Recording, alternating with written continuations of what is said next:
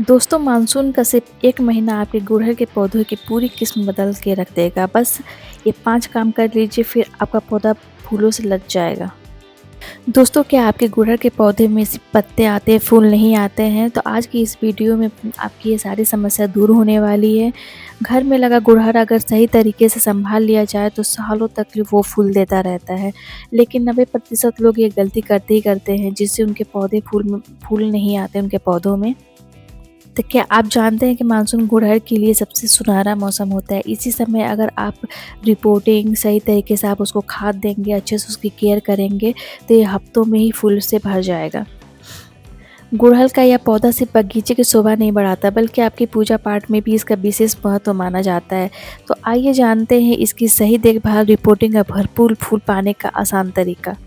दोस्तों, अगर आपके गुड़हल के पौधे में कली बनकर गिर जाती है, पत्ते पीले पड़ रहे हैं या फूल नहीं आ रहे हैं, तो ये वीडियो लास्ट तक ज़रूर देखिएगा। आज मैं आपको हर समस्या का समाधान बताने वाली हूँ। नमस्कार दोस्तों, आप देख रहे हैं परी टेरेस गार्डन। आपका स्वागत है मेरे चैनल पे और प्लीज़ इस वीडियो को ज़रूर लाइक शेयर कमेंट करिएगा और इस चैनल को ज़रूर सब्सक्राइब करिए। तो दोस्तों, बिना देर किए हम बात करते हैं गुड़हल प्लांट के बारे में। दोस्तों, हम बात करते हैं गुड़हल की खासियत की। गुड़हल भारत के सबसे लोकप्रिय फूलों वाले पौधे में से एक माना जाता है। इसके जो बड़े रंग बिरंगे फूल होते हैं ना, वो हमारे गार्डन की शोभा ही बढ़ा देते हैं। इसकी 2 किस्में होती हैं, एक हाइब्रिड होता है, एक देसी होता है और इसके बहुत सारे रंग आजकल बहुत अवेलेबल है। तो एक जो देसी वाली होती है उसको ज़मीन में ज़्यादा लगाना आसान होता है, अच्छा होता है, और जो हाइब्रिड वाली होती है उसको गमले के लिए ही बनाया गया है। तो गमले में छोटे पे से फ्लावरिंग करना वो स्टार्ट कर देता है। दोस्तों, आप देसी वाले भी गमले में लगा सकते हैं, पर उसको लगाने के बाद आपको उसकी थोड़ा केयर करनी पड़ेगी, क्योंकि उसकी कटाई छटाई समय समय पे करनी रहती है। नहीं तो वो पौधा जो देसी वाला है वो हमारा ख़राब होने लगता है गमले में, तो उसकी ज़्यादा केयर करनी पड़ती है। दोस्तों, गुड़हल को धार्मिक दृष्टि से भी विशेष महत्व माना गया है। इसे आयुर्वेद में भी इसकी पत्तियाँ और फूलों का भी उपयोग किया जाता है। और मानसून क्यों है इसके लिए सबसे अच्छा समय, तो मैं आपको बताने वाली हूँ कि इस समय सबसे बढ़िया होता है, सारे पौधों के लिए होता है। हिबिस्कस के लिए ये बहुत ही अच्छा सुनहरा मौका है इसको फिर से रिपेयर करने का, फिर से इसको तैयार करने का। दोस्तों, अगर आपका भी हिबिस्कस का प्लांट अगर पूरा रूट बाउंड हो चुका है, तो आप इस मौसम में रिपोर्ट कर सकते हैं। जी हाँ दोस्तों, ये मौसम सबसे बेहतर है, क्योंकि अब लगभग बारिश स्टार्ट हो गई है और इस मौसम में हम अपने पौधों की अच्छे से रिपोर्टिंग कर सकते हैं, नए पौधे लगा सकते हैं। अगर आप नर्सरी से कुछ नए पौधे लाना चाहते हैं, उसको लगाना चाहते हैं, तो ये मौसम सबसे परफेक्ट होता है। तो मानसून में आप रिपोर्टिंग इस समय कर सकते हैं। तो दोस्तों, मैं आज आपको बताने वाली हूँ कि कैसे आप अपने जो प्लांट है जो रूट बाउंड हो चुका है उसको रिपोर्ट कैसे करना है। तो दोस्तों, उसके लिए तो पहले हमें मिट्टी तैयार करनी पड़ेगी। तो उसके लिए आप क्या करेंगे, 40% गार्डन सॉइल ले लेंगे, 30% आप गोबर की खाद ले लेंगे, या तो आप वर्मी कंपोस्ट ले सकते हैं। दोनों में से जो ऑप्शनल आपको लगे वो आप कर सकते हैं। और 20% जो नदी की रेत होती है ना, आप वो ले लीजिए, और 10% आप कोकोपीट ले लीजिए। आप चाहे आपके की जो भी सूखी पत्तियाँ होती हैं, चाहे धान वगैरह, मतलब जो चावल की भूसी होती है ना, उसको भी आप यूज़ कर सकते हैं। तो उसको अच्छे से आप मिक्स कर लीजिए, उसमें आप थोड़ा-सा नीम खली आप मिला लीजिए थोड़ा-सा।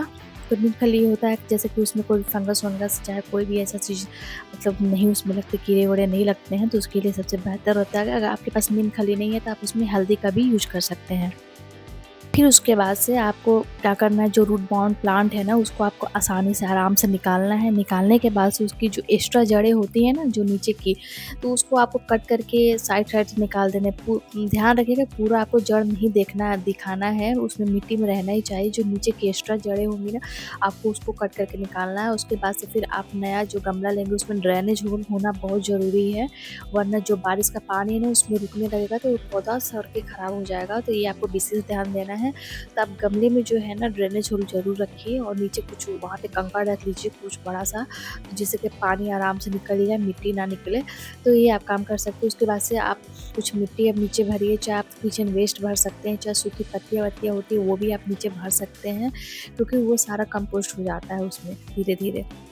उसके बाद से आपने जब भर दिया आधी मिट्टी, तो उसके बाद से फिर आपको सावधानीपूर्वक उस प्लांट को रखना है। उसके बाद से पूरी तरीके से उसको कवर कर देना है। दोस्तों एक बात आपको ज़रूर ध्यान देनी है कि ऊपर से आपको कम से कम 2 इंच गमला खाली ही रखना है, क्योंकि पानी देते समय ना दिक्कत आने लगती है अगर भरा हुआ गमला होता है तो इतना आप ज़रूर करें।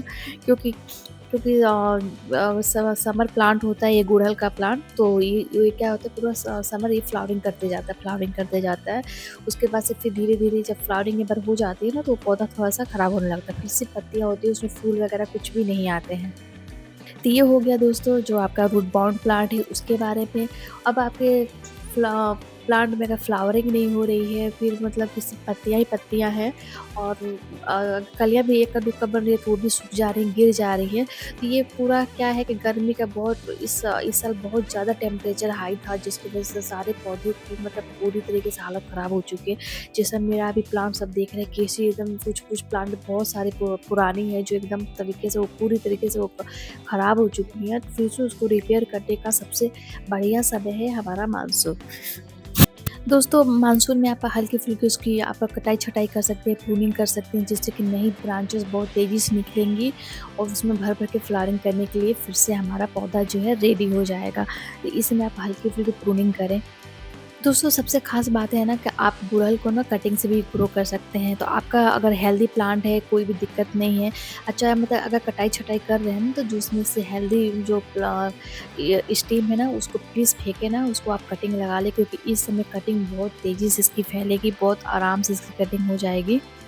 तो जैसे देख पा रहे हैं मेरा कटिंग से ही लगा हुआ पौधा था, पर इसकी ना एक ही गमले में कई सालों से पड़े-पड़े इतना रूट बाउंड हो गया ना कि उसमें मिट्टी दिखने का नाम ही नहीं ले रहा है और गमले को भी तोड़-फोड़ दिया है, इतनी उसकी जड़ें वहाँ पे हो गई हैं। तो उसको अब मौसम आ गया है रिपोर्ट करने का, तो उसका मैं वीडियो बनाऊँगी कि कैसे रिपोर्टिंग करें उसका स्पेशल अलग से। दोस्तों गुड़हल का जो प्लांट होता है ना, बहुत सारे अलग-अलग प्लांट होते हैं, बहुत तरीके से डबल पैटर्न में भी इसकी फ्लावरिंग होती है, उसके कलर भी बहुत सारे अवेलेबल हैं, देखने में तो सुंदर लगता है, बट ये बहुत ज़्यादा मतलब कि एक धार्मिक महत्व भी ये रखता है और ये प्लांट वास्तु के हिसाब से इसे पूजा पाठ में भी इस्तेमाल किया जाता है। गुड़हल का पौधा सिर्फ एक सुंदर फूल वाला पौधा नहीं होता है, इसका धार्मिक और वास्तुशास्त्र में इसका विशेष महत्व पाया जाता है। खासकर लाल कलर की जो गुड़हल होती है ना, वो काली माँ को, भगवान गणेश को भी अर्पित की जाती है। कई स्थानों पर तो माँ दुर्गा की पूजा की जाती है। माना जाता है कि श्रद्धा से गुड़हल का फूल अर्पित करने से बहुत शुभ होता है। वास्तु के अनुसार दोस्तों अगर गुड़हल का पौधा घर की पूर्वी या उत्तर पूर्वी जो कॉर्नर में दिशा में रखेंगे ना, तो धूप जहाँ पे बहुत प्रॉपर आ रही हो, ऐसा नहीं कि आपको इंडोर में नहीं रखना है, और जहाँ पे प्रकाश बहुत ज़्यादा आ रही हो वहाँ पे आपको ये रखना है वास्तु के हिसाब से। यदि पौधा भगवान को पूजा करने के उद्देश्य से अगर आप लगा रहे हैं तो इसे साफ सुथरी जगह पे ही रखें। दोस्तों वास्तु के हिसाब से आपको गुड़हल का जो है ना नियमित देखभाल करना है। सूखी जो पत्तियाँ होती है ना उसको हटाना है आपको, मुरझाए जो फूल होंगे उसको समय-समय पे आपको हटाना होगा और इसको जितना भी हम हेल्दी और हरा-भरा रखेंगे ना, उतना सकारात्मक वातावरण बना रहता है वास्तु के हिसाब से। यदि संभव हो तो रोज़ सुबह पौधे को पानी दें और उसके ताज़े फूल पूजा के लिए आप तोड़ लें। दोस्तों ये गुड़हल का पौधा बहुत लोगों के आस्था से जुड़ा हुआ पौधा होता है, तो ये इसकी देखभाल करना और हर घर में ये अवेलेबल ही रहता है, बहुत जगह ये बहुत ईज़िली ये मिल जाता है, तो आप कहीं से भी इस मौसम में कटिंग लेके आइए और अपने घर में लगाइए, आस्था के तौर पे भी और चाहे अपने इसको सुंदरता बढ़ाने के लिए, इसके फूलों का लुत्फ़ लेने के लिए, अपने गार्डन को खूबसूरत बनाने के लिए इस पौधे को अपने गार्डन में ज़रूर ऐड करिए। दोस्तों तब हम बात कर लेते हैं ज़्यादा फूल पाने का तरीका। तो आप इसको कम से कम 5 से 6 घंटे की आप इसको प्रॉपर धूप दीजिए, क्योंकि ये धूप में ही रहता है ये पौधा। अगर आप शैडी एरिया में इसको रख देंगे ना, तो वहाँ पे बहुत कम फ्लावरिंग होगी और जो पत्तियाँ होंगी ना हरे-भरे होंगे, बट फ्लावरिंग आपकी नहीं होगी। भर-भर आपको फ्लावरिंग चाहिए तो आपको ये काम ज़रूर करना है कि इसको 5 से 6 घंटे की इसको धूप चाहिए ही चाहिए। बट दोस्तों इस बार ना इतनी भयंकर धूप पड़ी ना कि मतलब पौधों की हालत एकदम पूरी तरीके से ख़राब हो चुकी है। तो फिर से उसको रिपेयर करने का समय आ गया है मानसून। अब चलिए आगे और बात करते हैं कि महीने में एक बार आप इसको फास्फोरस युक्त खाद दे सकते हैं, बोन मील दे सकते हैं फूलों की संख्या बढ़ाने के लिए। अगर सूखे फूल है और कमज़ोर शाखाएँ हैं तो उसको आप प्लीज़ प्रूनिंग कर दीजिए, हटा दीजिए कट करके। इससे बहुत सारी मतलब फ्लावरिंग स्टार्ट हो जाएंगी, नए-नए जब ब्रांच निकलेंगे ना तो नई-नई फ्लावरिंग इसकी स्टार्ट हो जाएंगी।